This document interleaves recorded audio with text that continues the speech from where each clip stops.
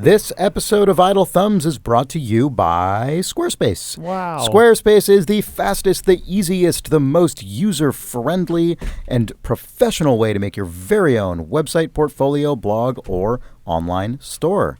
And if you go to squarespace.com and use the offer code THUMBS when you are ready to check out, you will get 10% off your first purchase of a website or domain.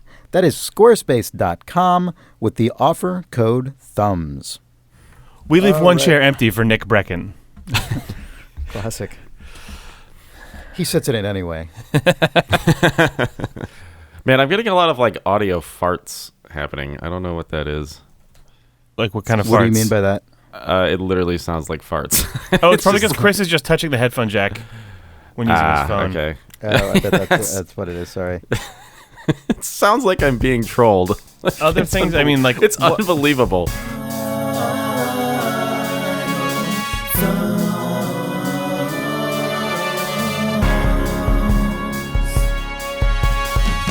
It's January 2018. And this is Idle Thumbs 315. I am Chris Remo. I'm Nick Brecken. I'm Jake Rodkin. Welcome to 2018. Oh, thanks, Chris. Welcome to Thank it. you. I am welcome to it. Welcome to 2018. Take what you want. That's the slogan. That's the theme of the year? Yeah? Yeah, I think so. I'm pretty sure that's what it's going to be. Yeah. Take what you can get. Yeah, take what you Basically. can get. Take what you can get, I think, is the better way of saying it. Yeah. Yeah. There's not much left. Well, in that spirit, I guess, let's look back over the year, this past year, and see what we can pull from the wreckage of 2017 that stuck with us. We can pull a lot of great video games, actually, I think. It's true, yeah. I mean, I think this is going to be, I think 2017 is going to be seen as a year with very different Goty opinions. Very different game of the year. I mean, I think Zelda is a pretty obvious. It's going to be. I think it's going to be different Goty but opinions, but drawn from a fairly tightly knit bank of games. You think so? I think so. Yeah. I mean, I guess the ones that really stick, the two that stick out to me as feeling like the zeitgeist of 2017, and I don't know if you guys have maybe there are things that are slipping my mind, but the two big ones to me are The Legend of Zelda Breath of the Wild and PlayerUnknown's Battlegrounds. Those feel like games that on different platforms, in some, probably to a large extent, very different audiences, but really captured a massive amount of air in the room in 2017. Both, I think, because not only were they both a lot of fun, but I think both of them were extremely surprising to people. Zelda, because obviously it's a Zelda game, and Zelda games always sort of come with sort of an air of kind of pre-coronation, dusted over them already. But the notable thing about Breath of the Wild, I think, was that it was so ambitious and big and fresh feeling. Yeah, it had that Zelda pre-Destiny, but it wasn't it was mechanically very different than any of the previous ones. And then PlayerUnknown's Battlegrounds, obviously, sort of slightly differently, I think.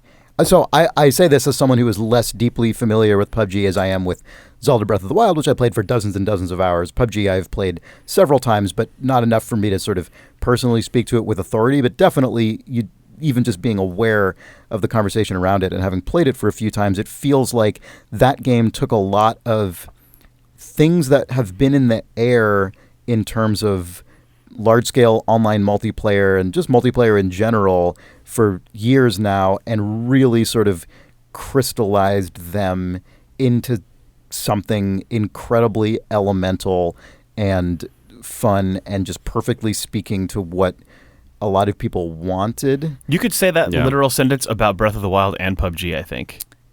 Yeah, I guess that's in true. very different ways. I guess that's very true. Yeah, part of what made Breath of the Wild so shocking was that it looked outside of Zelda and outside of its own legacy and brought a ton of things in that had been if Zelda was sort of the root of the action RPG tree that has been growing for 30 years. It feels like they took a lot of things and brought them back in, but then gave them a very specific coding, Well, or like yeah, well, retreatment, distillation. Right. While learning from, we infamously, I guess, discussed that game obsessively in the context of like Far Cry 2 and so on. But I do think, for real, I think it's notable that Breath of the Wild really felt like it had learned from and synthesized elements from, a particular school of game design dating back a couple decades at this point, in a way that like no Zelda game has. And also clearly. from its own heritage, Yeah. but pieces of it that it seems like it forgot or sort of got so far away from that you lost sight of them.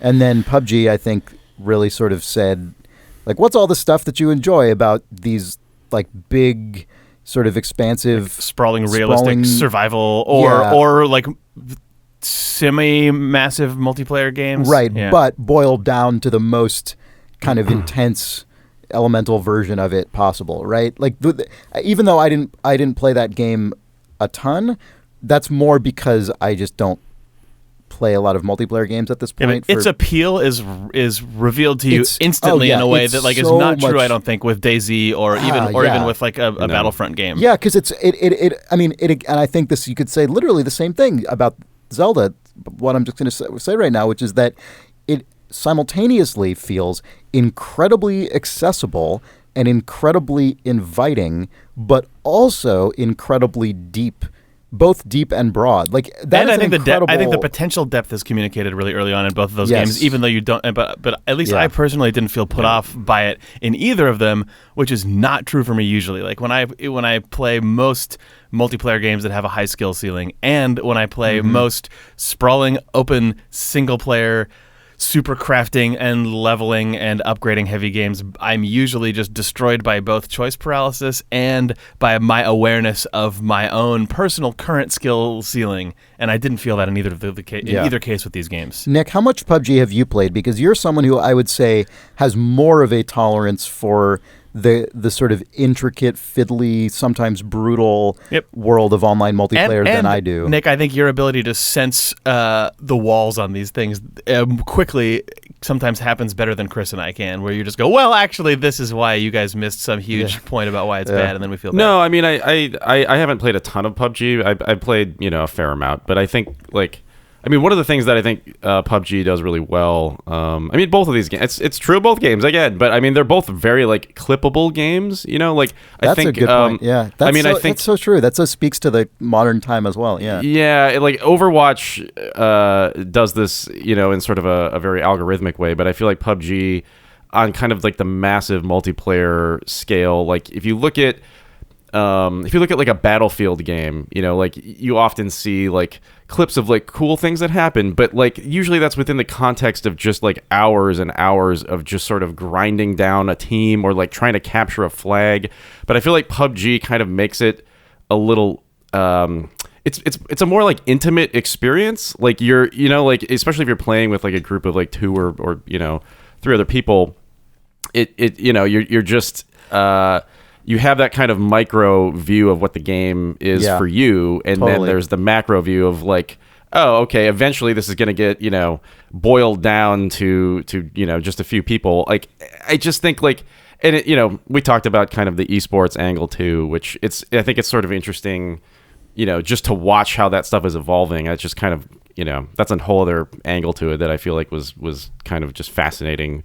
And continues to be really interesting. I just think it's the kind of game that everybody you can both be interested in what is happening on a large scale, but then it's the micro moments are kind of it's just so clippable and shareable that it just makes you want to play the game if you haven't.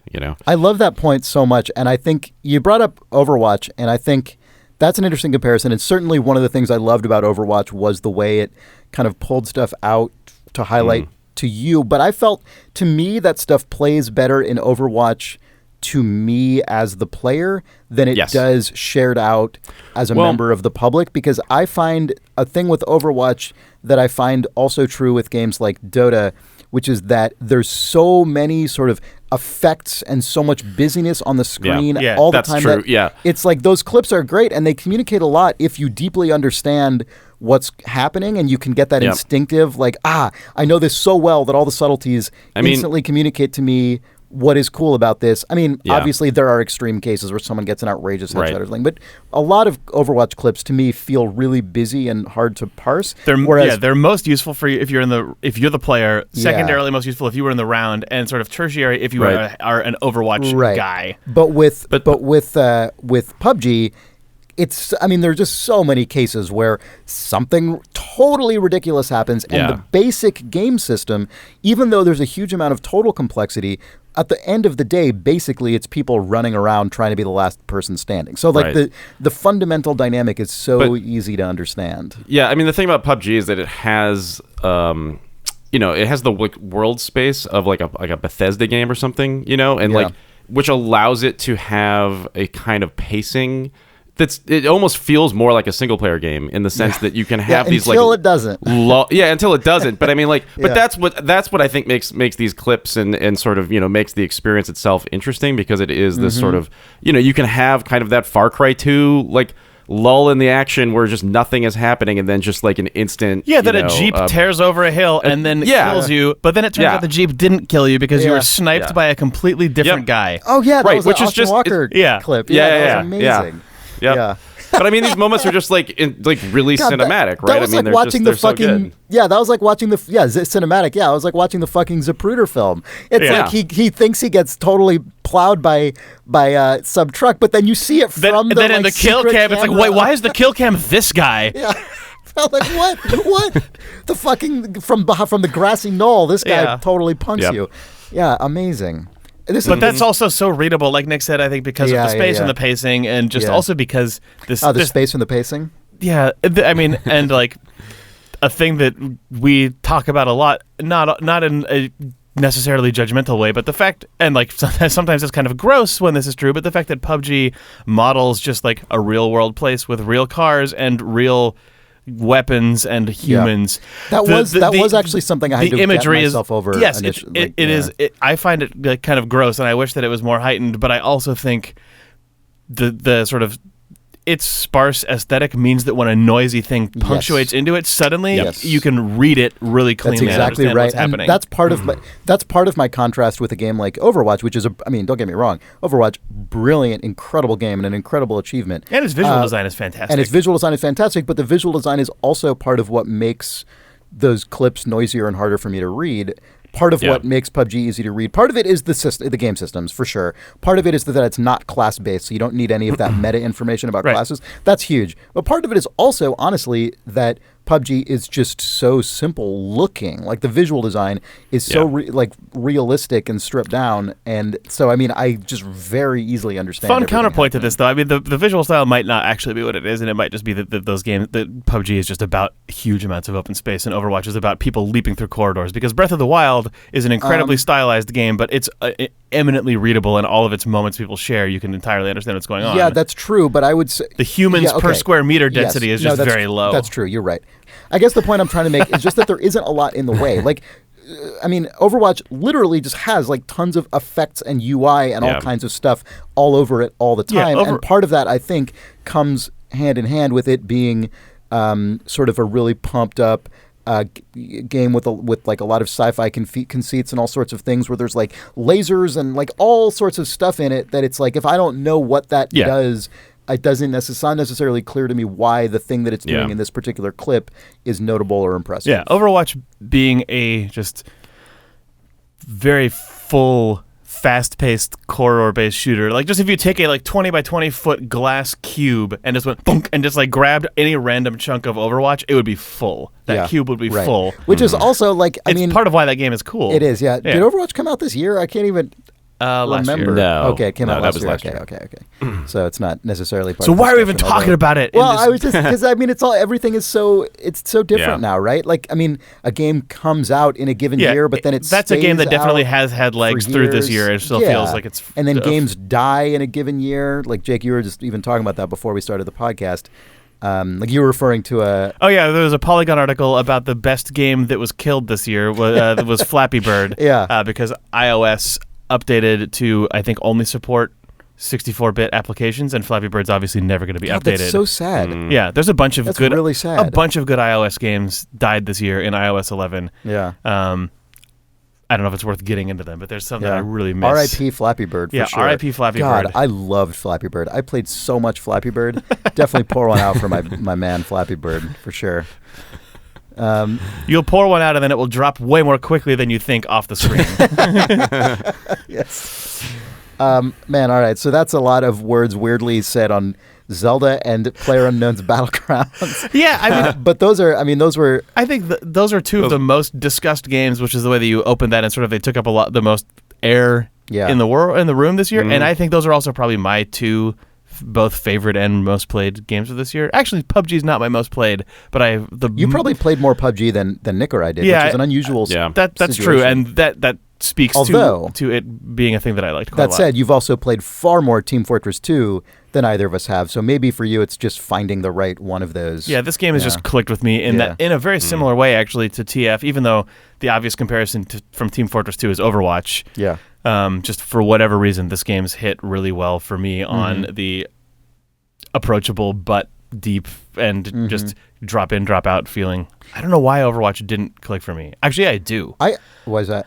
When I was just starting to play it, everyone said, "Oh, if you're just starting to play it for the first time, you should definitely play as a support class. It's a really easy way to get up and on your feet." And I was like, I don't think that's what I want. And it just overwhelmingly people kept telling me that.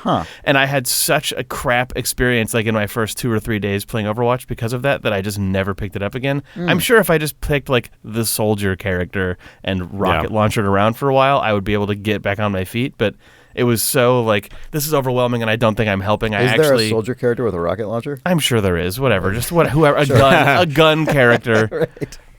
Gun person. One of like the most just rote infantry-esque hero, whoever that is. I played as the sniper mainly, which is a kind of one of those self-sabotaging things where I always conceptually love being the sniper character, but I'm like obviously not good enough at it to be a world-class sniper, but I just keep doing it because I'm like, yeah, sniper, cool. But then I eat shit constantly. Yeah, it seems like you should play as a more boring character, then observe what the other snipers are doing on a couple of maps, and then learn that maybe that's... Well, those guys, especially Overwatch. I mean, this is part of the genius of Overwatch, but like I would get just enough cool snipes, and the game would like congratulate me so extremely on them that I'd be like, yeah, it turns out I'm getting way better at this. I was fucking mediocre, but yeah, whatever. Well, what else? We're talking about other ones for a minute. minute. What else came out this year that we were really into? I think probably my single most played game of this year. Zelda might be a competitor to this, but I'm pretty sure Heat Signature dominates my most played this year by I would guess a pretty comfortable margin. It's hard to know because I don't think the Zelda tracks your time played, but I mean, if it does, I don't know. I think it does. Well, I haven't checked, but Heat Signature, I played dozens and dozens of hours of that game, and I love it. I actually never even finished it, I think, because I don't know. I guess I just didn't. I mean, that game is sort of... That's like the good version of not finishing a game, though, where you just kept playing it until when you walk away from a game, not because you don't want to play it, but just because you've had a really satisfying like meal of it over a huge amount of time. Like that's, I think, totally fine. I mean, the structure of that game is also...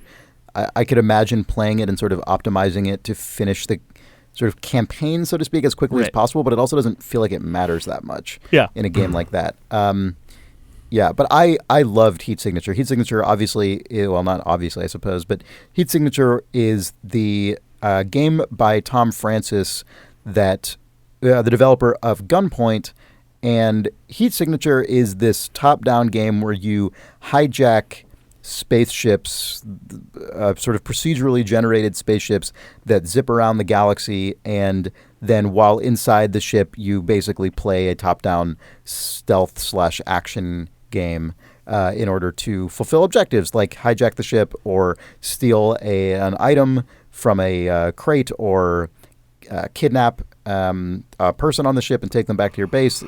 And you know, there's just a lot of randomization. There's a huge amount of space for different play styles and different approaches on any given mission.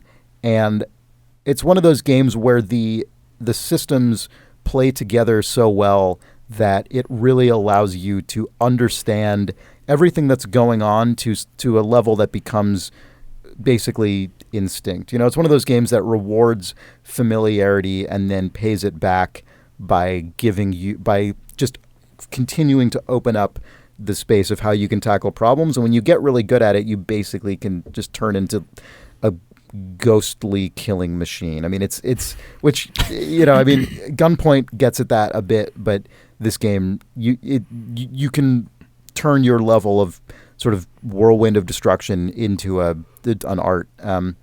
And I would say past a point that starts to actually diminish the impact of the game, because even extreme challenges can start to just fold down into you essentially like just warping through dimensions, basically, it feels like, as you just rip holes through these ships. But whenever anything, you know, if something goes wrong and your character dies and you start with a new character and you don't have all your equipment again, you build that back up again. And it's really satisfying to go back to just having like a short sword and a pistol, and then bringing all of your knowledge and skills to bear and being like, oh man, I don't have all my stuff, that I don't have all my teleporters and key unlockers and all my shit to just make this a total cakewalk, but I'm skilled enough that it's like once I'm back to basics, I'm still pretty confident, but it's a challenge and there's pushback and there's risk and you feel the stakes. And so the game has a great sort of ebb and flow in that regard. And it's just a wonderful collection of gameplay systems. And it's really cool that it was made by essentially one person. I think and he a had some full-time contract artist. help. Yeah, okay, right. Full-time artist, yeah, and music, additional work for music and things like that. But, designed by one person essentially, and it's I loved it. I don't think there's as much to talk about relative to sort of the overall zeitgeist and the sort of surrounding industry and everything like we did with Zelda and PUBG, but I definitely wanted to give Heat Signature credit for being my most played game of the year. I know that you both have played more Mario since the last episode. And I had not played any Mario since the last. Okay, so you have dipped episode, into Mario. It's a full dive, Chris. I'm at the yeah? bottom. I'm submerged. Yeah. And had you not played just Mario gobbling last up time we those talked? No, moons. you hadn't. No, Okay. no, I hadn't. I didn't have a Switch. Yeah. Oh, that's right. Yeah, you only on Important if True the other day you endorsed the Nintendo Switch, your new purchase. Yeah. I mean, so it's early days for you maybe, but Jake is more familiar with it. Would either of you put Super Mario Odyssey in the hallowed halls of Goty 2017? I mean, I think I would have to, based on how much I've enjoyed it and played it over the last week. I mean, I'm just devouring that game. I don't know about you, Jake. Jake is conflicted. I'm not saying you're single Goty. I'm just saying, is it in the Goty running at all? I mean, it's fine if it's not. I want to hear Nick talk about his experiences either way. You look so conflicted, but I don't know what you're worried about. Like, no one's going to care. I'm just trying to think about whether or not I actually like this game. Oh, interesting. Okay. Like, what was funny about this, Jake, is it's like you spoke effusively of this game on the last episode, and what's interesting is that I went and then played the game.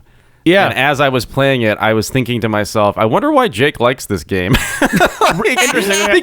Because here's the thing, and I don't know if you touched on this. I can't remember if you touched on this in the last episode, but this game is like a very clear homage to Mario 64 specifically. I think. I think, and not necessarily in terms of its core hook or all of its mechanics, but certainly in terms of level design and maybe just even superficial homages. Like when you talk about the end of this game, I don't know how far you are, but I'm actually on the like Bowser world, but I haven't completed it yet. Oh man, the end of the game is the very, very end is very, very. It's oh god, the last like 20 minutes are excellent. I know that's what everyone says, and I've also encountered enough little bits and bobs throughout the world where I know that the new game plus of this game is going to be really good. I don't want to spoil it for you, but it's fine. Very Mario 64. I mean, it's anyway. So okay, it's worth mentioning. I mean, longtime listeners certainly will know this, but Jake is a notorious Mario 64 detractor. I am not a big fan of Mario 64, but I love Mario Sunshine and I love Mario and I And I can love just imagine you trying to placate like a typical Mario fan. Look. No, that's not going to placate anyone. 64, but hey, hear me out. I love Super Mario Sunshine. God, yeah, that's not going to placate anyone because people are going to be like, you just have the worst taste in 3D Mario games. But I also, I love Mario Galaxy, which a lot of Mario 64 people like, although that one goes one way or the other. And I also really like Mario 3D Land and 3D World, which are super contentious Mario games. And Mario Odyssey, for me, it is such an aggressive mix of all of them that it's really hard for me to untangle, because the Mario 64 stuff, the sort of like, it's an aesthetic mess, and sometimes it just goes in for like weird platforming for no purpose other than just sort of Mario's 3D moveset, which on its own I don't always like that much, over sort of being immersed in a space, or sort of, I really think that there's a lot of the strongest Mario games have a really nice, consistent aesthetic and feel to them, and I don't like that Mario Odyssey is such a weird mess of stuff. Like if I get into a flow in Odyssey, I'm having a really good time like within that hour, but I don't feel like as a cohesive as like a single Mario game, it doesn't stick with me the way that like Mario 3 or World or Yoshi's Island or Sunshine or Galaxy and 3D World, especially those two in the 3D games, feel like this is just like a complete visionary take on Mario. Like this game is just a wild mix of stuff, and that's exciting, but I don't know if it's going to stick with me the way that some of the other Mario games have. Nick, I want to hear what you were going to reply to. Go for it. I mean, just from a level perspective, like I didn't know anything really about this game. I didn't read about it. I didn't watch any videos other than just like that. I actually one still new know Donk trailer. Basically nothing other than what Jake has said and that one trailer. Yeah. What surprised me was that the world spaces are again like very much like slightly, I guess, much larger versions of like a Mario 64 space, in that you load into it and everything that you need to find is just somewhere out in the world. You know, they're just stars. They're like the Mario stars, like the Mario 64 stars that you have to basically... That exact same system is in Sunshine and Galaxy, but with big cohesive spaces like this. So I don't know if it's just a Mario 64 homage, because 64... Did Galaxy operate the same way? I don't remember. Only sometimes. Galaxy was a weird mix, but like that first big level with where you can fall into the atmosphere. Like some of the planets on Galaxy are big enough that they have an atmosphere. There's sort of like the blue sky levels, like the one where you get the bee costume for the first time. Like that feels like a 64 or a Sunshine level. I know what you mean though. The Mario Odyssey worlds are these huge bubbles that are literally just floating in space. Yeah. Yeah, and every moon has sort of a line of text associated with it in the same way that like, you know, Mario 64 had the like, you know, rolling down the hill, and it's like, okay, I know how to get this star. You know, I mean, like that's basically they're incentivized, like they're the hint system, like the sort of quest system in this game is very similar. I just found the flow of it to be very similar to Mario 64. Like I just felt like I'm poking around this world trying to just like look into every corner, and probably there will be something to do that the game, you know, is going to reward me for doing.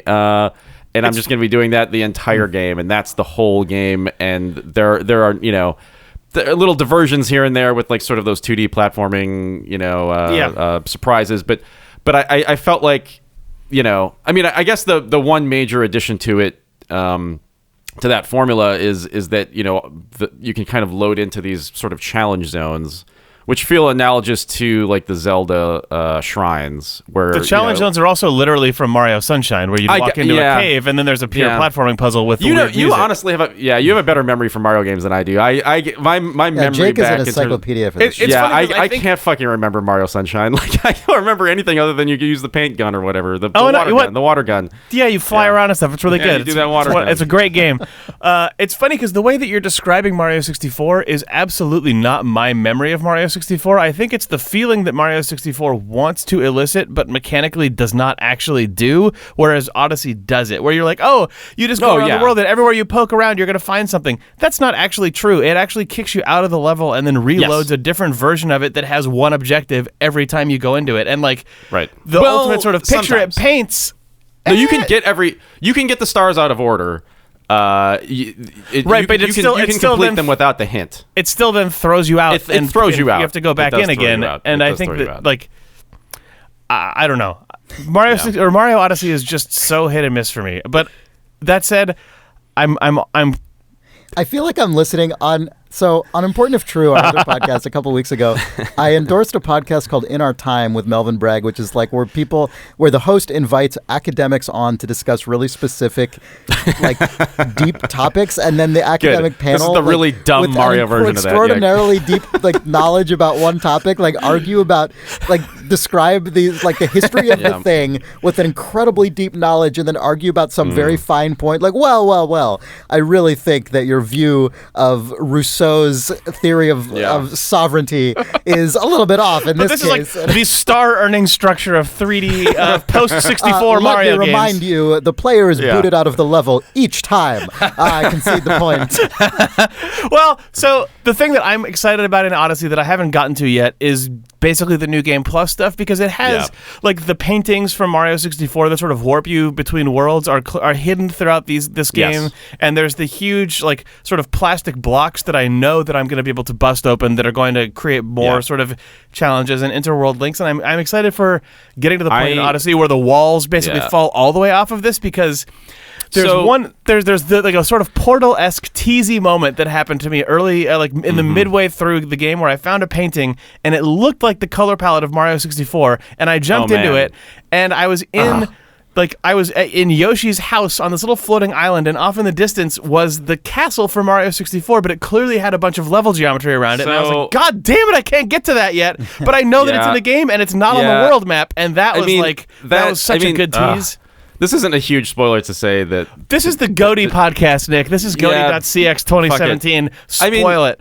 Well, I mean, so the New Game Plus hub is essentially the hub for Mario 64. It's the fucking castle. I'm sure that there's no way that it's not that, given that there's paintings inside of all these worlds. It's going to link up to the castle full of paintings. And you're right that the walls somewhat fall away. I mean, like, and that's what I'm in right now, and I actually find it really enjoyable because it's, you know, those cubes unlock 1,000 more challenges, and it's amazing how much, like, I thought I was spending a fairly good amount of time in each world, and like just kind of finding most of the moons and like doing most of the things. But God, like after I beat that game, I went, oh my, this is gonna take like 100 hours to do this. And like, but I have to say that like none of it feels like filler content to me. It just feels like more challenge areas that are interesting and kind of keep adding on to the game's sort of I don't know, the general like treadmill of having to get better and better at the skill sets that it's you know building up in you. Like, I think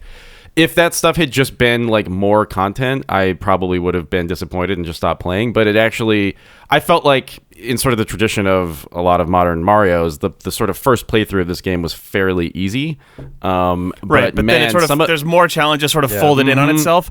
No, the end game stuff gets more and more akin to something like, I don't know, having to get really good at like Super Mario Run or something, you know, where you're just like, oh, like I can see this moon and I really need to just fucking nail these like 30 seconds of platforming. That's often the best stuff in basically from Yoshi's Island on, where it's like you find the special worlds or the dinosaur coins or the red coin challenges, or like in Mario Galaxy unlocking Super Luigi Galaxy, then playing the entire game with an entirely different moveset. Oh man, fuck, you can also just unlock a costume that just makes you into the Mario 64 Mario, which is bizarre. Also, that's you can good. just wait, like, are you actually Yoshi low on poly? the top of the castle and just run around as Yoshi? I mean, like, you can be Luigi. Like, it's just fucking. Well, yeah. good. Are you a like, low poly Mario? Yeah, can you turn you're low poly. The textures are all low res. It's hilarious. I don't know. That's pretty good. That's really good. The last hour of this game is just from just like a single player perspective, just like getting to the final level is just so good, and then it just unlocks this enormous sort of endless thing. And it sounds like I'm right at the tipping point then, and I'm pretty excited about that. I'm still worried. The middle dragged for me. The middle dragged for me, I think, in the same way that it was probably dragging for you, Jake. Yeah, I'm going to intervene and put a cap on this, the Super Mario Odyssey discussion, unless anyone has any final point to make. But I'm going to say this is probably on Nick's Goty list, and it sounds like it's teetering on Jake's. I mean, but I haven't played enough games for it to be anything other than one of my games of the year. But we'll see if ultimately how much it sticks with me. But it's like it's there's no way it's teetering. Not a fantastic game. Yeah, I'm going. Well, let's get through Goty and then we'll take a break. I'm gonna add Cuphead to my list of Gotys this year. This is not going to be a long discussion, I don't think, because again, I don't think this game is one of the ones that necessarily like says very much necessarily like as well. No, that's not true at all. I mean, there's a lot to talk about with Cuphead and with sort of the history of its like the animation that it's based on and like all kinds of other issues that are very interesting. But I don't think I'm educated enough on those particular things to have a really strong point about them. But honestly, Cuphead, I'm ambivalent about because the fundamental game underneath it is sort of hit or miss for me. But like the height of execution of its animation and visual design is so preposterously impressive and enjoyable to me that it absolutely, at the end of the day, stands out in my mind as one of my just the highlights of playing games this year. I think I said this on an earlier podcast, but I don't know that I've ever had the experience before of the way a game looks actually being sufficient motivation to drag me through a game that I may or may not otherwise be compelled to play through. That is just not typically how I operate, and I don't think that's how most people operate, to be honest. Like it's unusual for this to even be an issue at all because most games simply aren't this hard in the first place. So, I mean, you typically wouldn't even need there to be such a strong pull element to push you through something because the majority of games just aren't this hard. And the fact that it was so hard and the fact that I still just kept wanting to get through it and, in fact, play at the sort of standard difficulty level rather than the simpler one because I was aware that the way the simpler one works is actually to remove some of the harder content. I didn't want to miss anything because every single new stage of a boss battle was like some incredibly bizarre sort of fever dream idea, and it was executed to an extraordinary standard, and I just really, really liked playing Cuphead, and the soundtrack also incredible, really along the same lines. Just a really unusual and interesting achievement, and one that I was really impressed by. West of Loathing, I think actually I'm going to draw a parallel to Cuphead as another one of my favorite games of the year. In that you played it just to see the next piece of artwork. Yeah, exactly. In West of Loathing's case, I would say largely I played it because of the writing and the jokes and the sort of the way that the writing and the jokes were embedded into every single atom of the game. I mean, you know, in the UI, in the inventory, in throwaway lines of dialogue, in everything. That game was actually really funny, which is so rare in video games. Even games that are legendary for being funny often aren't as funny as they're made out to be. I thought West of Loathing was really sharp. And, you know, the underlying game system, again, not something I would necessarily, that would on its face drag me through a whole game. I mean, it's a pretty simple sort of JRPG-derived turn-based combat system and then dialogue trees. That said, the fact that the gameplay didn't overextend itself into something too baroque and kind of over-complex also actually made it easy for me to just keep playing through it. I actually completed that game, which is not something that I would typically do for this kind of RPG. It's just not often my cup of tea, but I played all the way through it and I really enjoyed it. Largely because it was so charming. And honestly, Jake, you were joking, but the visuals are a big part of that. The aesthetic of that game is very sort of simple, but it's actually very strong as well. Yeah, it's very strong. It knows what it knows what it is and what it's good at and what it's not good at, and it plays to its strengths. Yeah, and you know that each new location on the map, like, it's not going to bowl you over with like its beauty, but it's going to have something interesting to look at and poke at. Yep. And in the in the interest of disclosure, I should point out that this game was developed by Asymmetric, which is a small developer that made Kingdom of Loathing, but the two of the leads of that studio work in the same office that Jake and I do, and I, in fact, sit next to Zach Johnson, who did all the art in this game and much of the writing. And they record their 2 weekly podcasts in this very same room as us. Yeah. The Kingdom of Loathing podcast and Video Games Hot Dog are recorded on these same microphones. But yeah, I really liked West of Loathing, and I am very confident I would feel that way whether or not I knew those folks.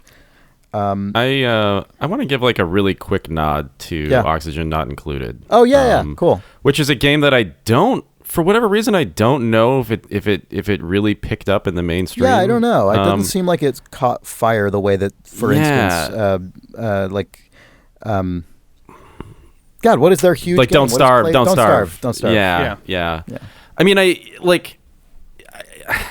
there's probably a reason for that, like, you know, and I could get into it, but without sort of entering a long discussion with myself, I just think that, like, I mean, that game really just, like, it hits me in a place that it just, the intersection of all of the things that it's trying to do is just a really big sweet spot for me. Like, it's one of those games that, you know, it's a survival thing, but it really feels more like a puzzle game in the sense that you're kind of like managing, you know what it feels like, honestly? It feels like an Anno game to some extent, where you're having to kind of balance resources just right. Yeah, and then find constantly find that sweet spot of you know, sort of managing like a colony of people. And the difference in this case is that it kind of combines that with really brutal survival mechanics where just anything can go wrong and instantly everything, your base just explodes and you're just done. Which just, like, oh god, like which also often means that, you know, you're not playing it for infinite hours. You know, you can kind of give it a shot for like 30-40 minutes, and if your colony is just eating shit, then you're just going to restart and try it again tomorrow, which I find is a nice sort of loop of kind of playing the thing where, like, I know, you know, that eventually this colony is just gonna run out of resources, and so therefore I'm not investing in it as this sort of perfect terrarium, which I think we've talked about, Chris. Like, I think that's the version of this game that you would probably really enjoy. I like knowing that I'm going to fail. Knife edge of disaster. I love being on that knife edge, and it's just totally. it really I played a lot of hours of that game. I'm gonna mention one last game for myself that I think will be an even shorter mention than yours, but I am going to call out Thimbleweed Park for being a really wonderful shared experience that I played through with my wife, which is not something that we typically do. She doesn't really play video games, but we had a blast playing this, and like it was, you know, for a number of nights running, we'd play a couple hours of Thimbleweed Park. And Thimbleweed Park has, I mean, I don't know, I guess it's sort of a spoiler, not really probably, but it has some supernatural elements in it. But it is, the reason I mention that is because it is largely at the end of the day, it is a fairly human scale, fairly grounded story. And it doesn't bear a lot in common with Twin Peaks, really, in the way that I think some of it's easy to draw comparisons to it. It doesn't actually in substance, but the thing that it shares in our case was that it was something that is essentially human scale, but has some more kind of fantastical elements in it, and was like very consumable. You know, it's got that sort of like, oh, I just want to see what happens next, sort of feeling to it, while being in this kind of grounded but weird and sort of strange world. And as with, I think, a lot of adventure games of that style, there are sort of flaws to nitpick, but I thought it was a surprisingly, I guess I shouldn't say surprisingly, I mean, it's by Ron Gilbert, who, you know, created Monkey Island, has been doing this for a long time, but there have been a lot of attempts to modernize adventure games, and this felt like a good example of saying, you know what, we're just going to make one of these old ones, but with decades of knowledge and experience now, and smooth out the things that can be smoothed out, and not bother smoothing out the things that are sort of fundamental to this particular type of point-and-click adventure. It doesn't attempt to reinvent the point-and-click adventure game in any way. It just makes a really solid one. But it's aware of all of the last 20 or 30 years of things that have gone wrong, and it does a good job of avoiding most of them. Yep. So I wanted to give a shout out there to I loved Thimbleweed Park. Yeah. That was a really good game to play on a Nintendo Switch, by the way. I bet it was. Yeah, I bet. I played it on my Steam Link, and that was probably actually pretty similar. Yeah. Except that there's no handheld part. Okay, well, that was a fun discussion of some of our favorite games of 2017. Shall we take a break? Yes, we should. Sure. All right. This episode of Idle Thumbs is brought to you by Squarespace. As you well know, Squarespace is the fastest, the easiest, the most user-friendly, professional, and customer-supported way to make your very own website, portfolio, blog, or online store. And if you go to squarespace.com and use the offer code THUMBS when you're ready to check out, you will get 10% off your order of your website or domain. If you go to squarespace.com, you can make your entire website, you can register your domain there, everything that you need is all ready to go, and you can make the whole thing before you even commit to paying for it. So before you put in a credit card or anything, you make your whole website, you mess around with the theme and the design and all the images and the text and the layout of your site and everything, and then you just press go, and then it's on the internet.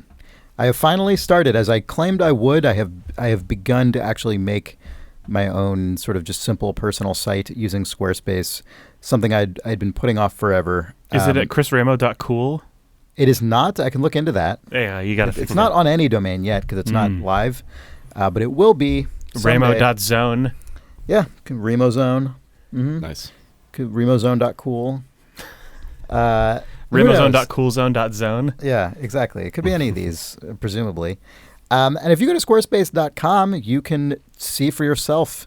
They have really professional themes. They are you can change up all the fonts, the colors. You can get really, really, really deep into changing all the different design elements, or just stick with the, stuff that they have there. But you can make many different choices about how you want your website to look and feel, and it works on all devices. It's just a good website maker. With domains on them. So your website can be far better than the slogan that Chris just made up for your website service. Yeah. Exactly. Look forward to that. A better website than the slogan I just made up. That's their real slogan. Squarespace.com with the offer code THUMBS. Oh, I had 24/7 customer support. Hey. Oh, hey, Hi. Are we back? Yeah, why not? We're back. I heard that we were, and it turns out that was true. Wow. The game I've been playing, I'm really curious, Jake, to hear how you have reacted to this game, because I know you've played it as well. The game I've been playing most in the last week or so has been Getting Over It with Bennett Foddy, which is the new game from Bennett Foddy. The developer of QWOP, QWOP, a game we've talked about on and off over the years. I mean, it first came up on Idle Thumbs, I think. 50. Really? That was when it first came up? That was the longest discussion about QWOP, and I think it might have never been discussed before that, because Idle Thumbs 50 was when Nick was about to leave for the first time, and then right at the end you guys went, "We haven't talked about QWOP!" And then we suddenly had an extra 10-minute segment at the end of the episode just to talk about QWOP. That's so funny, because Nick and I think I think our QWOP duel was before Idle Thumbs even started. I think it was before the podcast even began. Remember that we were at BlizzCon that time? Yeah, the BlizzCon is the weekend, but I remember. Yeah, BlizzCon happened during Idle Thumbs when you guys were at BlizzCon together, because we did That's true. That we did a StarCraft 2. Okay. Idle Thumbs episode historian Jake Rodkin will tell you that we did with StarCraft 2. Yeah. All right, so that must have been it. Anyway, so QWOP is this web game, this flash game, where you control a sort of ostensible Olympic sprinter, I guess, and you control the 4 different sort of upper and lower segments of his 2 legs using the keys Q, W, O, and P, and it's just sort of an infamously difficult and hilarious and completely failure inducing game by Bennett Foddy, and it's I highly appreciate QWOP for many reasons. And he's made a couple games over the years, and Getting Over It is what feels like the one with the most sort of production values attached to it. Does that seem right to you guys? I think so, and it's the most explicitly about the things that a lot of his games are about mechanically. That's true. In its theme. So Getting Over It is a game you can get it on Steam and Humble and places like that. And iOS. Oh, and iOS, really? Yeah. Oh, wow. I've been playing it on my phone. Oh, for real? Oh, Yeah. then we definitely have to talk about it. Have you played it at all on the internet? Computer? No, I've never played it with a cursor. Oh, interesting. Man, I have no idea what this game would feel like with a touchscreen. Okay, well, I want to hear about this. Anyway, so this is a game in which you play a man who is inside of a copper pot or like an iron pot, and you're trying to climb up a mountain, and the only limb you have access to are your two arms, which are holding a long hammer. And you at least on the computer, when you drag the mouse around, it drags the hammer around, and you're essentially controlling this hammer to try and claw your way up the mountain. Yeah, you have two axes of control, sort of. You have what angle the hammer is swung at, and then if you sort of pull the mouse in and out, or it's how close the guy holds the hammer to his body. Yeah. So you can sort of pull yourself up and around things, but kind of. Kind of, yeah. I mean, this game is very explicitly an homage to a much older sort of indie B game called Sexy Hiking that Bennett Foddy directly credits in numerous places, including the voiceover in the game. One of the things that is unique about this game is that as you play, I was wondering why it was called Getting Over It with Bennett Foddy, which sounds like kind of just sort of an cute affectation. But actually, when you play the game, you realize it's because the game, as you progress through it or fail, which happens constantly, you hear these little clips of voiceover from Bennett Foddy, who is sort of sympathizing with you or explaining his development process or whatever. That aesthetic is fantastic because they're always accompanied by sort of like light lounge jazz piano. So it feels like cocktail jazz. So it sort of feels like you're just dying horribly or failing horribly, falling off this hill over and over again, and then Bennett Foddy is just sort of at a piano, like with a dinner jacket on and a drink, just like, oh, it's really tough when things don't go your way. He's just like just rolling with it. That voiceover, courtesy of the man who spends every Olympic Games posting to Twitter images of athletes sobbing. So definitely within his aesthetic wheelhouse. And the thing that I have somehow not managed to put a lot of focus on yet, but is the single most important part of this game, is that it is borderline impossible. It's brutal. It is so brutal. It is so difficult because you have such your control over your hammer, which is already, I mean, even in best case circumstances, that's a terrible way to try to climb a mountain, just by pulling yourself up with a hammer. But on top of that, it maps directly to your cursor, or I guess your finger on the phone, so directly one-to-one. It's like once you click, then any movement that you make the mouse in on certain the computer, directions. you don't click. Oh, really? Yeah, it's just... Oh, wow, it's always on? Yeah, oh that's my God. That's why that's the reason that when you said you're playing on the phone, I'm like, oh, I want to see what this is, because it sounds like it would be easier somewhat on the phone. The thing is, it has different trade-offs. Yeah, I'm sure. But on the computer, you never aren't controlling the hammer ever.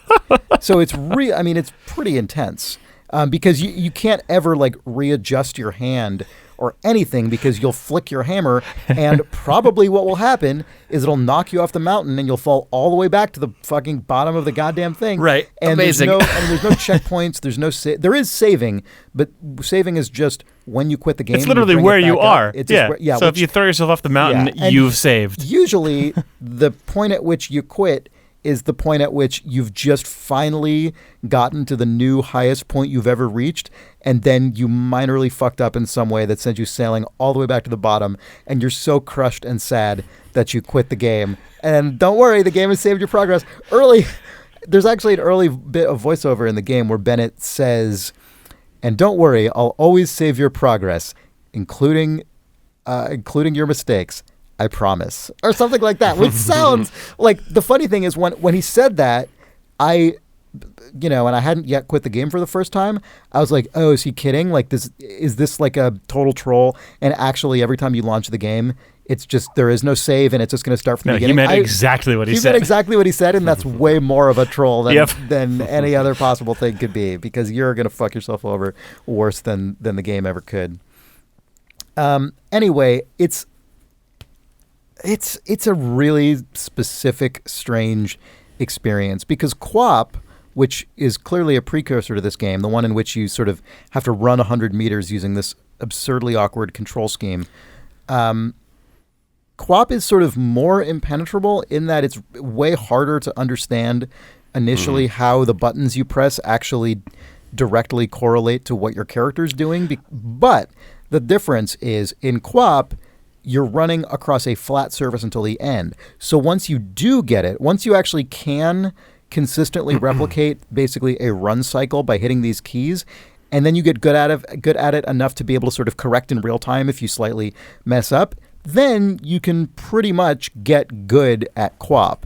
Whereas in Getting Over It with Bennett Foddy, the mountain, every new bit of progress, you're faced with some completely new, even more impossible obstacle to overcome, which include like climbing up a sort of outcropping backwards, and you're like, how the fuck do I even, you have to sort of launch yourself from a lower point to have enough upward momentum that you can sort of like rocket past your goal and then grab on with the hammer. And if you mess up anything, you don't always fall all the way back to the bottom. Sometimes you fall to a lower ledge, but often messing up causes you to sort of slam the hammer into the wall, which then launches you out, which then means you're falling all the way back down to the bottom. Do you guys know if this game has an end? Yes. It does. It definitely does. It does. But okay. I was going to say I'm not anywhere close to it, but then I realized I have no way to know how close I am to it. I don't know what the progress is. I saw on Twitter what looks like ending spoiler content, so I won't talk about it on the podcast, but the result of completing the game seems to be very good. Okay. I don't know if I'm ever going to make it, man. I want to because of what I've seen. Oh, God, that makes me want to do it. Okay, so... I am so afraid of starting this game. Like, because yeah, I know what it's going to do to me. You played it, yeah. Well, I've been deliberately... It's installed. It's been installed for like 2 weeks. Really? I've thought about streaming it. I know if I thought do about it... streaming it, too. I know if I do it... Nick, you should play it. You should get over it. Oh, God. You should stream it, dude. This is the perfect game for the internalization meter. I know. Oh, that's true. This game is just literally an internalization meter embodied. I've thought about it. It is like Dark Souls or something, but if all of the... Every game's like Dark Souls, though, Chris. Well, I know everything is the Dark Souls with something, but this is not that. This is like if you took literally every single component in Dark Souls except for just the success, challenge, failure sort of curve and threw them all away, and it's all you're left with is this like perfect mastery over sort of pseudo predictable but like surprising systems. Because of that, this game has done extraordinarily well on Twitch and on Steam. I think I'm sure this game streamed really, really well. Yeah, that totally figures. It's going back to you saying that when you were saying that QWOP is initially impenetrable, and you were talking about it on sort of the mechanical axis of it, just having to overcome what's going on, I think it's interesting that QWOP is also sort of thematically or like from a sensibility standpoint kind of impenetrable, unless, I think with a lot of Bennett Foddy's games, unless if it's sort of in your nature to share some of his sensibility about what's funny intrinsically in the way that you see things, right.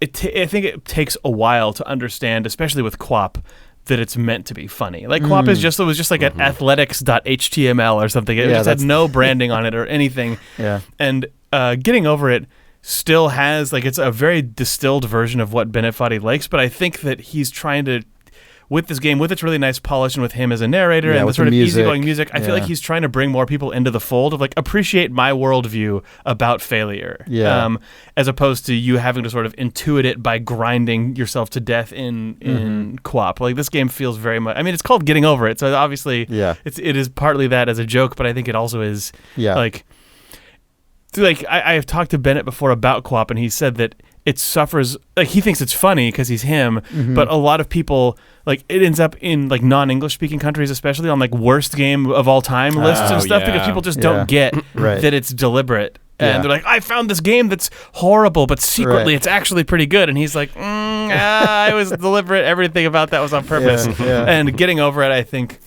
it's less aloof and sort of sneaky about its intentions, but I like that it's really welcoming as well, and I think that's probably also part of why it's successful. Yeah, I mean the character is so absurd on its face, and it's just a pile of garbage whose only purpose is can't be anything other than this is meant to be impossible for you to get over. Yeah. Yeah. No, that's true. Yeah, Getting Over It is an incredibly multi-layered title, which Yeah. obviously was intentional. But I mean, you're getting over a mountain on the most basic level. Yeah. You're getting over your constant sort of failure.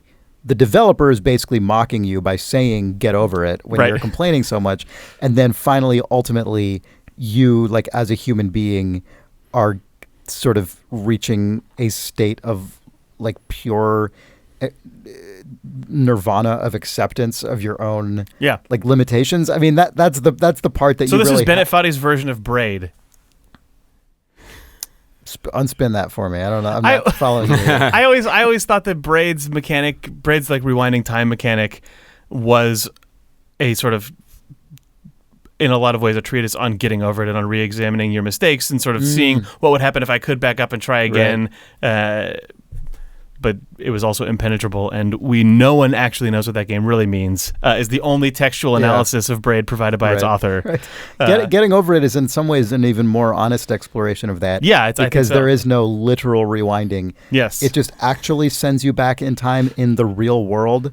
It sends you back sort in of, space, but you maintain time. You maintain all of your memories of your mistakes, but you have to just start over. Exactly. It's a funny sort of thing because in a lot of games, like if in a game with sort of a combat in it, with combat mechanics and a death state, if you die and are then sent back to a checkpoint, that's kind of like what happens in Get Over It. But in Get Over It, it's so much more punishing and tragic, even if the sort of result is very similar, because you know that your character, and by extension you, are actually still in that world where you failed that many times. Like in Half-Life, and I always think of Half-Life 2. Oh man, I think we've talked about this a fair amount. Yeah, in Half-Life 1 and 2 for that matter, those games, when you die, you're sent back to a checkpoint, but the version of Gordon Freeman that completes any given run of Half-Life or Half-Life 2, if you get to the end of that game, is perfect. Yeah, because the checkpoint, like restarting at the checkpoint, erases your failure. Yeah, it's not that it doesn't even respawn you at a spawn location. It restarts you exactly where the camera was looking and exactly where all the enemies were. So it's actually rewinding time and erasing it. Right, exactly. If you were to stitch together, like you could stitch together a video run of a Half-Life game, and it would be literally seamless from the beginning to the end. If you quote unquote stitch together a video run of Getting Over It, it's literally a guy just falling 1,000 times. And then eventually maybe making never, it. Or doesn't. Or never does. Or just the video just ends. Yeah, it's totally plausible to me that I will literally never complete this game. Anyway, it's not for everybody, but it's called Getting Over It by Bennett Foddy. I think it's for more people than most of Bennett's games, though, other than maybe Pole Riders, which is his 1v1 sports game. Yeah. God, I forgot he did Pole Riders. Yeah, that game was so fun. Yep. Yeah. Well, should we do some email? Yeah, let's email it up. Okay. We got a few emails. I don't remember which episode it was where we talked about the idea of a sort of video game curriculum. I think someone actually wrote in asking us about that, and we had sort of a bunch of different takes on it, but weren't really sure what the best route was. We got several emails about that, two of which were from people who are at the NYU Game Center, which is obviously part of New York University, and has has a class that is just like this called Games 101. So here's an email from Josh who writes, I work at the NYU Game Center, and I'm pleased to report we have a course called Games 101.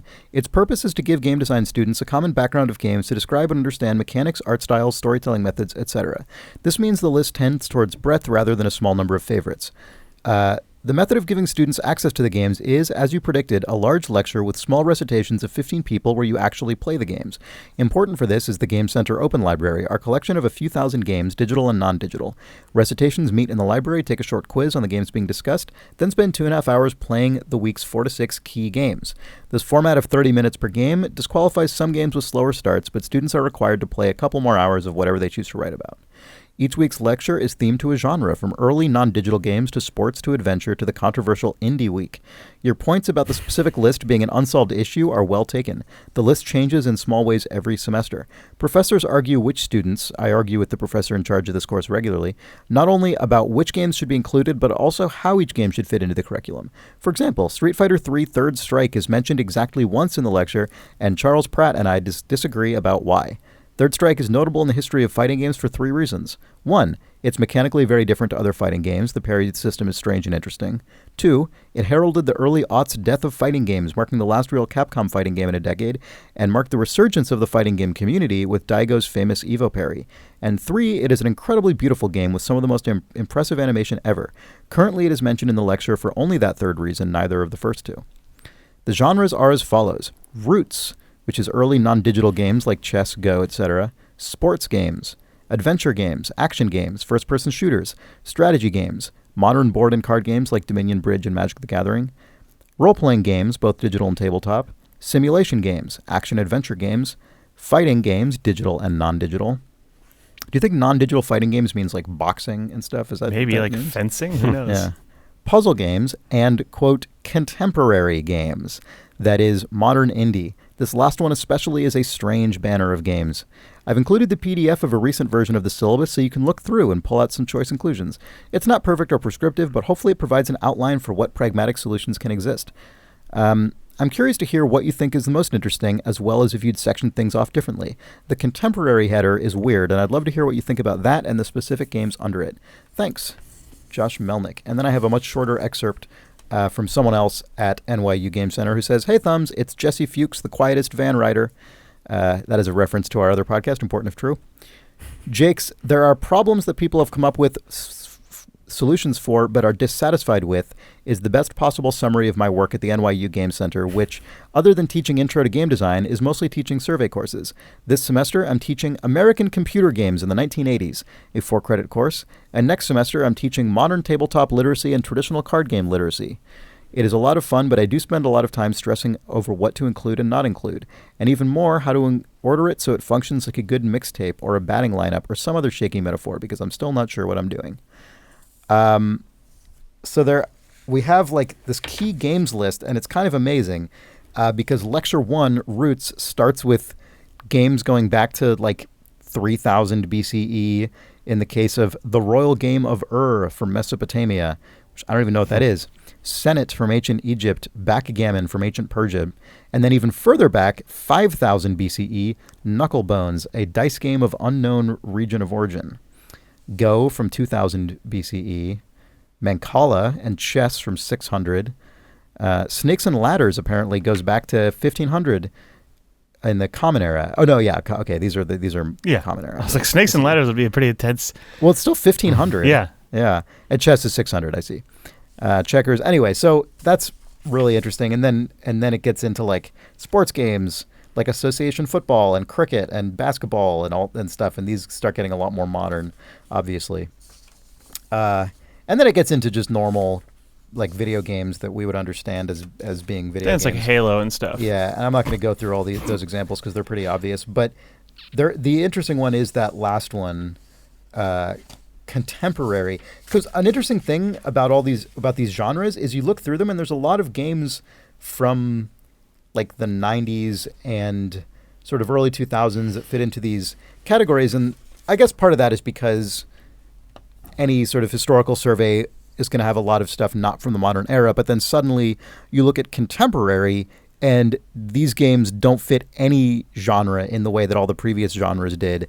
And the games on this list are Cave Story, The Graveyard, Alien Hominid, Analog, A Hate Story, Spelunky, Farmville, Minecraft, JS Joust, Journey, Howling Dogs, Gone Home, Flappy Bird, Train, and Sibel. So, like...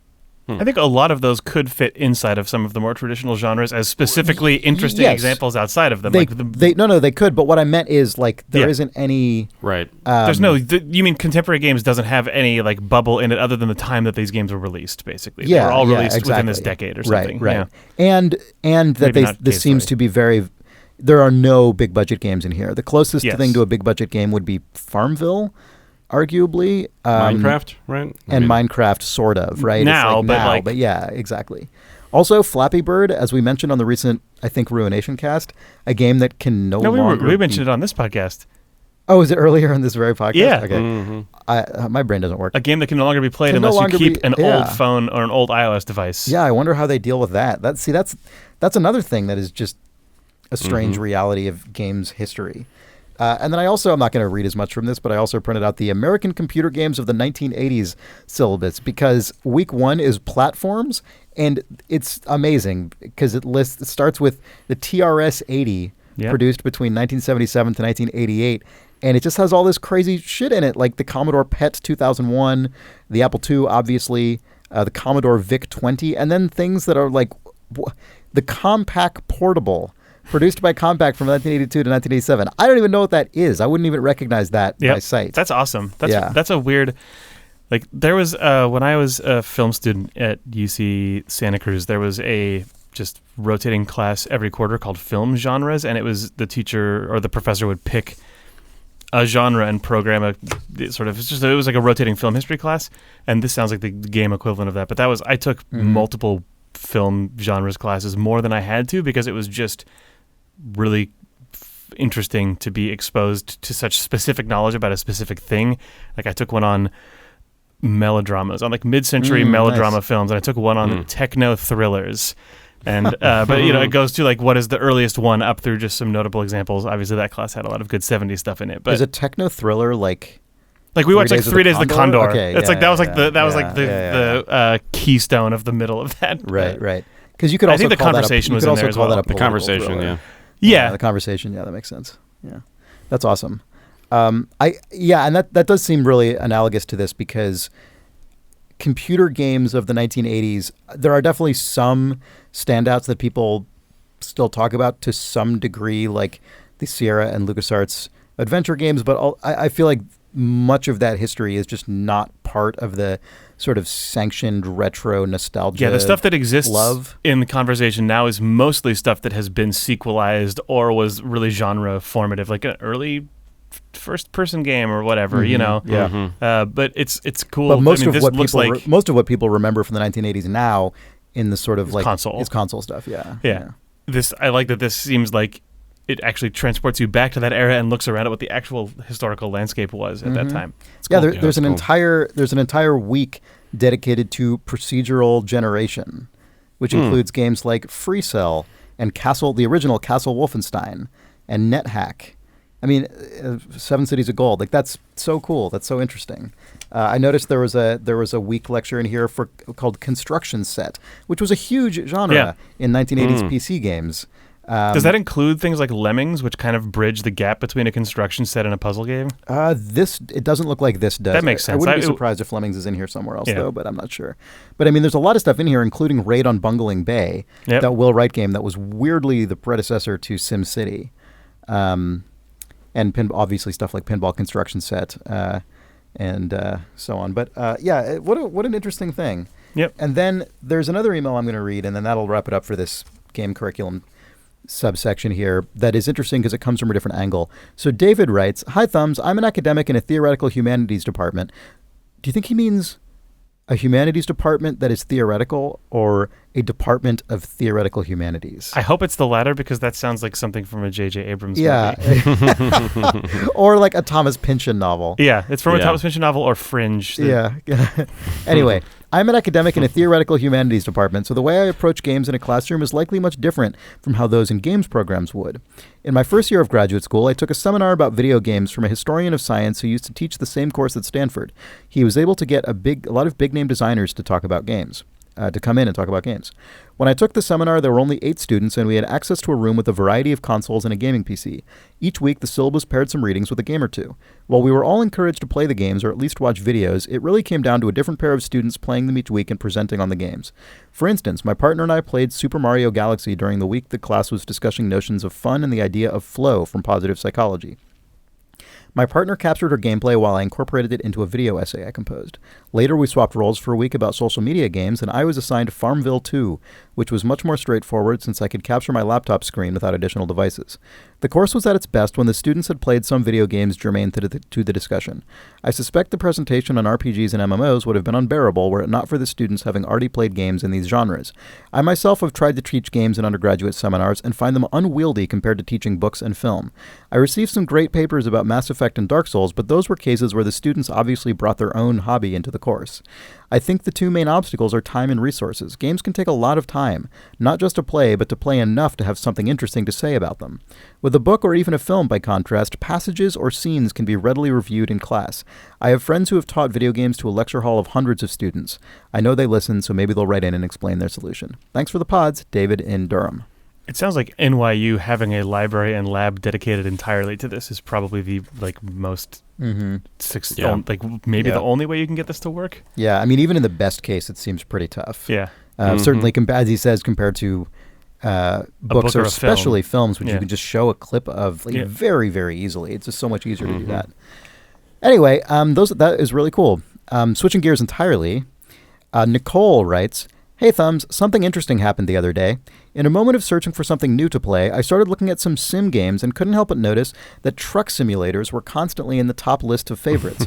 Every time I saw this, I would chuckle to myself and think, who wants to play a game where you're just driving around a truck? But I figured, okay, let's try this crap out. Surely I will install it, give it a good college try, and then quit after my first delivery. Several hours later, I was hooked. I can't get enough of this damn game. I'm happy to report that the Conlet Incorporated trucking company is thriving. So I was wondering, are there any games you reluctantly tried knowing you would end up hating them, but ended up loving it? Are you quick to dismiss some games just because you think you'll hate it, or do you give all game types equal opportunity to impress you? Cheers, Nicole Poulin. Good question. Do you guys have any examples of these? I do. Go for it.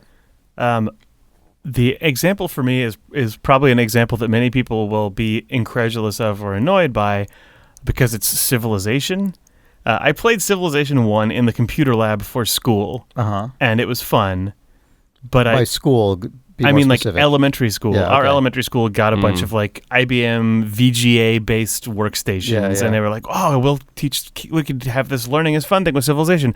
And I liked it, but I never really got into it, and it sort of rotted away in my brain as a thing that just was for other people, especially like I sort of got more into general games culture in the era of Civ 4 when the people who liked a Civ game really liked it and talked about it the ways that someone who really likes something that is as potentially deep as Civ talks about it, and I went, this doesn't seem good.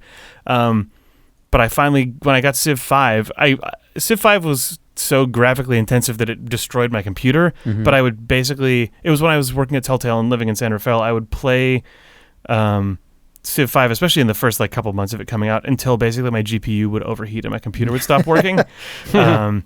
And that was like ingrained years of not really caring about Civ games. I mean, I respected and understood them, but it was that's not for me. I would not expect you to gravitate towards a Civ game. But I did that. And the other example is more modern. I talked about this on the podcast when I played Golf Story on the Switch. I would never play a game like that, except it's kind of like it's a golf game, and it's also sort of vaguely like Pokemon or JRPG, like really light JRPG, like 16-bit era inspired. I hate those usually. Like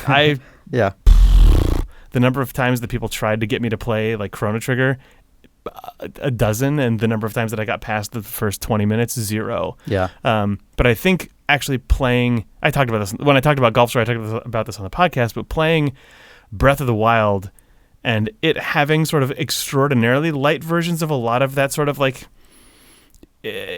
just managing multiple screens worth of shit.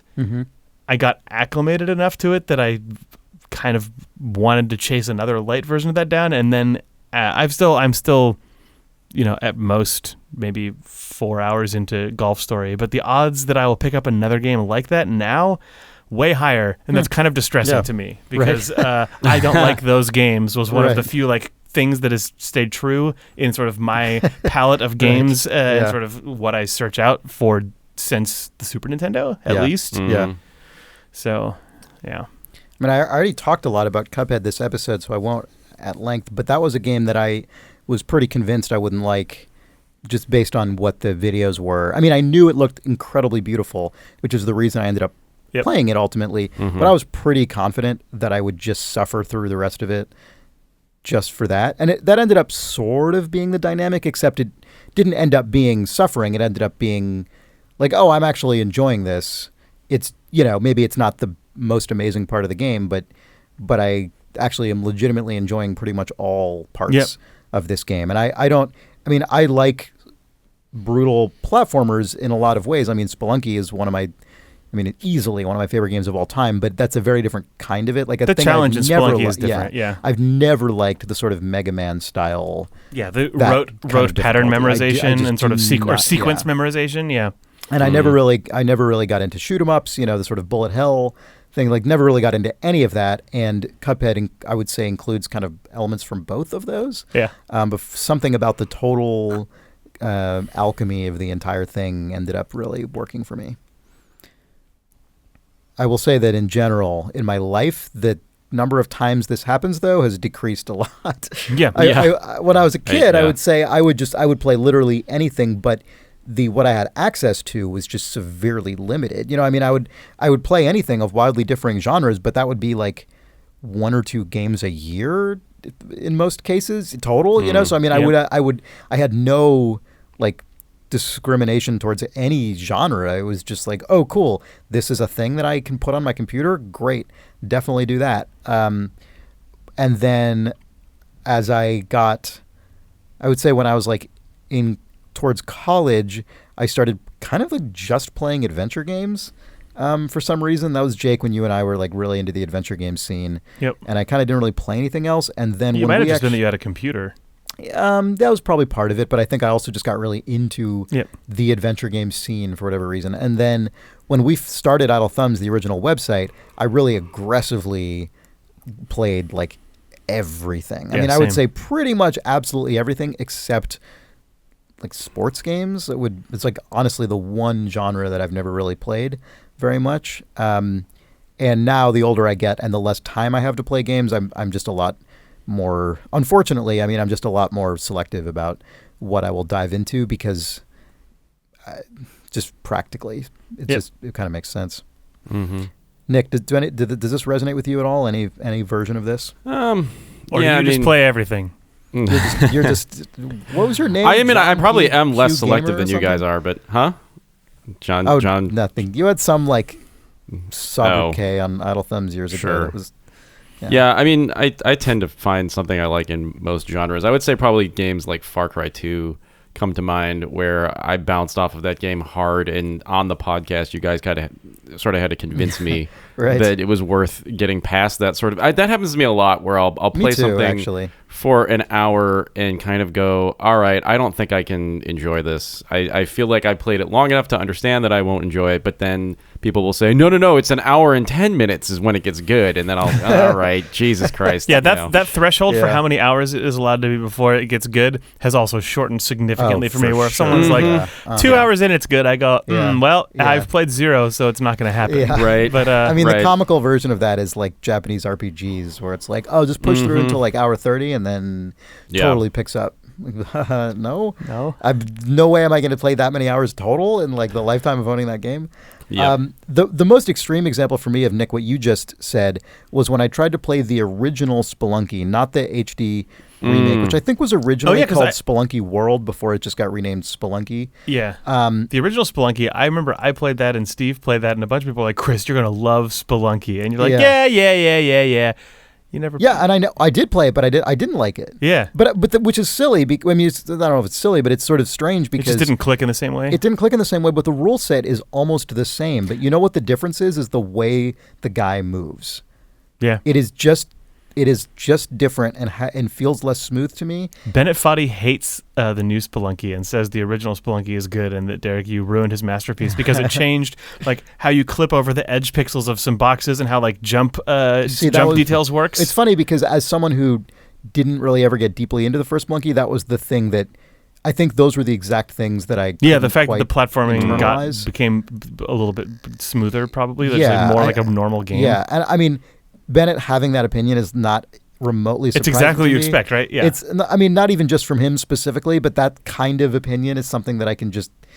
I can also relate to that opinion, stupidly, not about that specific game, but I have definitely had experiences like that where I've played some version of something that I understood at a really deep, like, all those Flappy Bird level. alikes, that was actually a big thing because that game is so about its exact acceleration curve. Yeah. Right. And then people are like, I improved it. I made it better. I smoothed it out. And I'm like, you ruined it. You took away all the beautiful friction. I mean, like, I totally can relate to that as a insufferable, pedantic gamer. That's your YouTube series that I love. Christ almighty. Yeah, I could definitely insufferable, pedantic get gamer. way more audience and sponsorship and money. But not if you were just talking about not if you was insufferable, pedantic gamer. But if all that you were talking about, it wasn't like there's plot holes. That's what that usually Lazy is. devs. But if you were like doing like Zapruder film analysis of the acceleration curve on Flappy Bird, a game you can't even play anymore, and while the clones suck, where you're like, I've kept an iPhone 5 with iOS 9, the iOS that was available when the game was released, no change. The iOS on which it is meant to be played. Before he changed these sprites to be non-copyright infringing, they spoke far more to the theme of Flappy Bird. Mario ripoff. When they were literal Mario sprites, they really communicated the theme of Mario sprites better than when he changed them to technically no longer be Mario sprites. Yeah, they really communicated the theme of I stole these arts because all that's important is how the bird moves. Back when the important thing was just the physics of the bird. Don't even make your own art, just bird physics. Yeah. I would do that YouTube channel and hate myself and my audience. You'd hate all the way to the bank, though. Oh, definitely all the way to the bank, yeah. Okay, let's see. Here's a question for Jake. Jake is the only one of us that I could imagine understanding this. Okay. What if I don't? Thomas writes, how come Sheik can't use Zelda's magic in Smash Brothers? Oh, I don't know. Oh, okay. They're different characters. Well, no, it's because I imagine... Oh, no, when it's Sheik, I don't know. No, it's because I believe Smash Brothers takes place during the middle of Legend of Zelda: Ocarina of Time, when it's not yet known that Sheik and Zelda are in fact the same character. So because it's not known by like the player, this like ambiguous entity that is. Link doesn't know. The Link who's in Smash Brothers is just he's probably just. Oh, I see. That's so for Link, sure. Link is truly a video game player then, in which when information is not known by him or when some state of the world is not perceived by him, it literally doesn't matter. Yeah, every time Sheik and Zelda change in the middle of this, Link just goes, huh? There was someone else. That was Zelda there. What have you done with Zelda? Why are you hurting me? And then Zelda comes back. It's like, Zelda, thank God you're safe. Ow, why are you hurting me? And then when the round is over, he goes back to a Nintendo 64 world covered in fog and rides a horse around. Sure. Every version of Smash Brothers, it's the same Link. It's that Link from that one moment when he didn't know the difference between the two of them. Okay, the games are set at different times, but in the way that Smash Brothers pulls from all different Nintendo universes, Link is specifically pulled from the Nintendo... That exact moment at that one point in Ocarina of Time, sort of in the middle of the game, when he's met Sheik and knows Zelda's kidnapped, but doesn't know that they're the same character yet. Right. And they just don't want to ruin it for Link because it would be sad. Like, it would be a bummer. Just no spoilers. Right. It's basically that's the reason, I think. Well, you were the right person to ask. I'm glad that I addressed that to you. Yeah. And then finally, we have some more email, but I think we're running out of time. So I will just read this email that somehow has been, I think, not mentioned by us for months, even though it is known in the world. Say boo-boo. This podcast is set 2 years ago. We are all drawn from the version of ourselves from 2 years ago. Zach Warner writes, you guys, Spelunky 2, this is going to kick all the butts. Lovingly, Zach. Oh, yeah, Spelunky 2 How the fuck is have in we it. not mentioned Spelunky 2? We got so excited by Derek Yu's other thing where he's making like 50 Nintendo games that we forgot that he also announced that there's a sequel to Spelunky coming out. That's unbelievable to me. I mean, it's not. I believe it. It better be real. But I never expected I didn't either. Spelunky feels like such a landmark achievement, but of course I say that knowing that we literally just talked about how it's the second Spelunky technically. Spelunky game. Yeah, so whatever. I mean, God, speaking of people getting upset about the original Spelunky making way for the current version of Spelunky. Oh man, there's going to be something changed in Spelunky 2, and no matter what it is, there's going to be a petition to remove Spelunky 2 from canon, to get Disney to remove Spelunky 2 from canon. Disney, please acquire Spelunky. Please delete Spelunky 2 after acquiring Spelunky And then IP. please also then immediately sell Spelunky because we hate you as well. Yeah. But yeah, so many more people have played the current version of Spelunky than the original Spelunky that this is going to be such a bigger. There's going to be such a bigger sort of like wrestling with what Spelunky 2 means. Although I guess the fact that it's called Spelunky 2 maybe will inoculate it to some degree from some of that because they're explicitly different games. Yeah. Whereas the current version of Spelunky is sort of a replacement for the original version of Spelunky. Man, remember when Disney saved Star Wars by rescuing it for George Lucas for the benefit of all of the fans? And then remember when Disney, those money-grubbing maniacs, ruined Star Wars by giving it to any director other than George Lucas? It's weird that that's a conversation that's happening right now. Wait, what was the rescuing? What? Sorry, I'm not. When Disney bought Star Wars from George Lucas, they saved it from the creator. They saved it from the clutches of its creator. Who was ruining it for the fans, and they brought it to a new audience, and then now they've ruined it by giving it to anyone. Right, I see. I do remember that. It's weird that Yeah. I wonder what the overlap on different change.org petition signers are for like George Lucas give someone else the power to make a Star Wars sequel that isn't you, and then also Disney, how dare you? Yeah. Anyway. Well, on that, thanks for joining us for our video game podcast, Idle Thumbs. Please don't write us any email about anything Jake just said, unless it's about the Sheik Zelda stuff, in which case, please write us email about it. Just... Our email address is questions@idlethumbs.net, and we will take any and all video game questions you have for us. Our website is idlethumbspodcast.com, and our information is there. If you like this podcast, why not consider rating us and reviewing us on iTunes or telling a friend about it? Pass the word along. That's the only way we have to grow the audience and share this show with the world.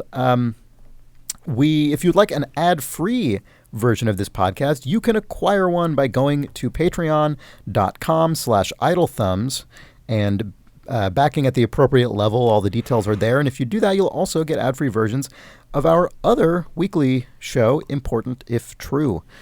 So, on that, we will be back probably in a couple weeks with an episode of the Idle Thumbs Ruination Cast, and then a couple weeks after that with another episode of this show, Idle Thumbs, about video games.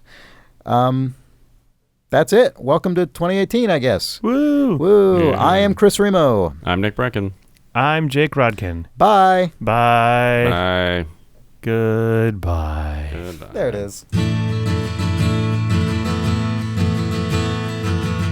What's that sound? Nick is like a crinkling or something. things. I'm not though. It's the phone. Oh, This is bummer. what I was hearing yesterday. It's just sort of like weird pops and farts. Weird pops and farts. This episode is brought to you by Weird pops and farts. GmbH.